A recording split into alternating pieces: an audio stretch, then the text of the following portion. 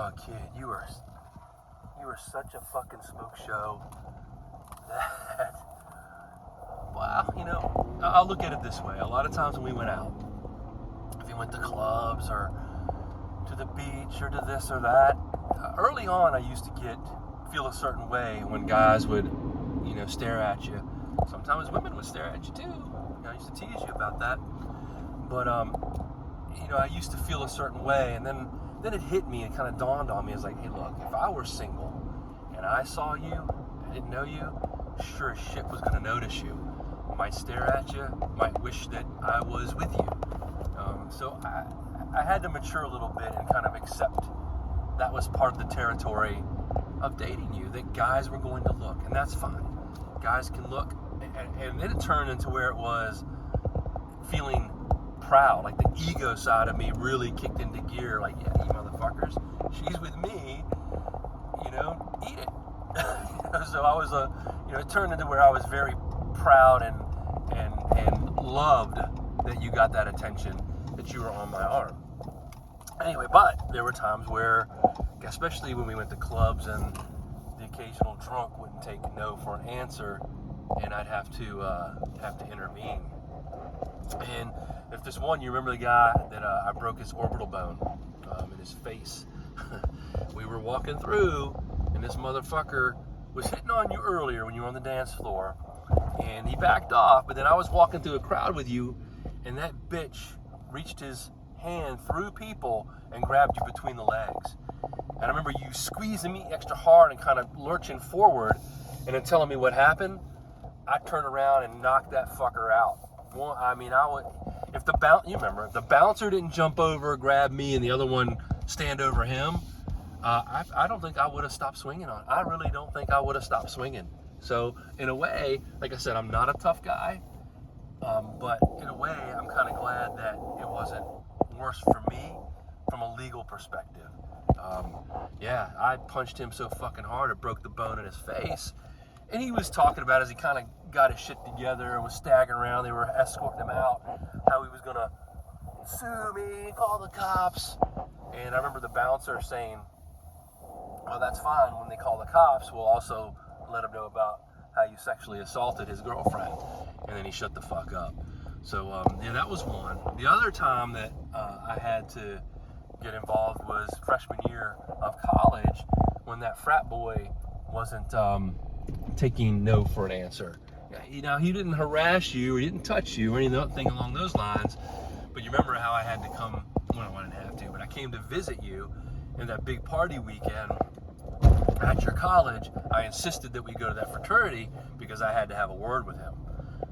Yeah, I was a little nervous. I kind of just resigned myself to the fact that these frat bros were going to jump me and I was going to get dirt rolled. But if that happened, I was going to grab onto that motherfucker and at least, excuse me, I'm a little under the weather, but have that motherfucker remember me for the rest of his life. And, you know, a few minutes after we were there, his frat brothers were giving me the elbow, bumping my shoulder, pushing me in the back, walking between you and I, just really, you know, marking their territory, so to say. It died down after a few minutes, maybe 10, 15 minutes, because they realized that I wasn't intimidated. Now, I was nervous because I thought for sure, like I said, any minute now, I was going to get jumped on by 4 or 5 frat brothers. That's just the way they operate. Anyway, so it died down. We didn't separate really at the fraternity, but you were about, I don't know, 7 or 8 feet away from me talking to a bunch of your girlfriends. And like I said, it was a huge party weekend, so a lot of people we graduated high school with or knew from other high schools or from hometown had come for this big party weekend from other schools, from guys from VMI, JMU, some kids out of North Carolina came up. And I was doing the same thing. I was talking to a bunch of fellas I hadn't seen since high school graduation. And then I felt you grab my arm, tug on my sleeve, pull my elbow. I turn around and it's you with 3 frat guys standing behind you.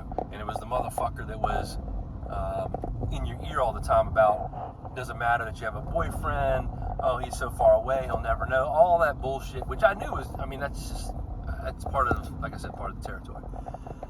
So I remember like pulling you behind me, sort of flanking me, and kind of stepping up to him a little bit, maybe about 2 feet away from him, maybe 3 feet, and telling him that I heard that he was bothering you and that you weren't taking the hint that she had I don't remember the exact same words, basically along those lines.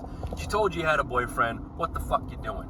His first response was, she's awful pretty to be wandering around here by herself, around the fraternity party, or around the college by herself. And I was like, what the fuck does that mean?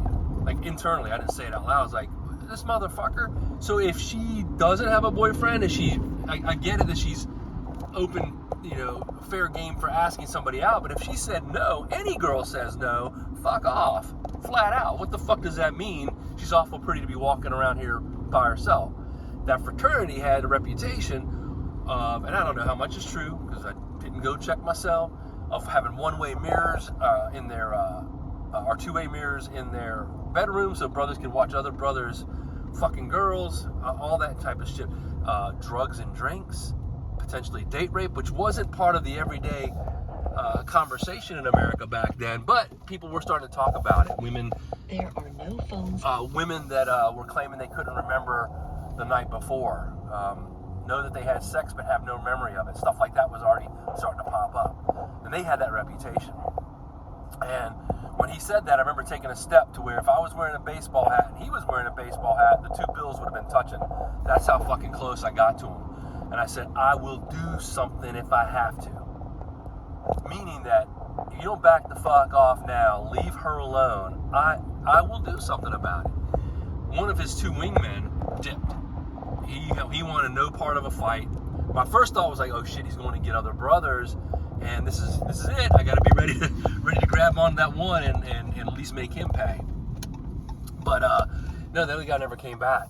And then you didn't say anything, and we kind of stood there for a second. And I remember you kid pulling on me like, hey, let's not do this. Let's just leave. At that point, there's no way. I had to stand my ground.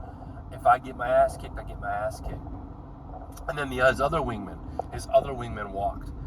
Like, he didn't want anything. I was worried about the other guy because he looked like he was jonesing for a fight. But similar things, a lot of guys that talk the talk, want to do it, have second thoughts when it looks like it's actually going to happen. And at that point, I remember like pulling you behind me, like fully behind me, and I stepped to this guy, Scott, and I told him, this is the last time I'm going to have a conversation about this. If I have to come back here because you're bothering her, I'm walking right into your fraternity, and I don't give a shit. I will beat the fuck out of you in front of everybody. Something along those, maybe not those exact words, but something along that dialogue. And he nodded his head, and he said, okay. And I said, I want to hear you say it. I want to hear you say it, that you won't bother her. And he said it right in front of you, I will not bother her. And then I offered him a little bit of an olive branch, and I said, you know what? We're going to leave, so you can tell your brothers whatever you want to tell them. You can tell them that you made me nervous, whatever. You told me to get the fuck out. I left. Whatever it is that you need to do to save face. But just know that if you bother her one more time, I don't care if it's a whistle, anything, I will be back here that evening, flat out.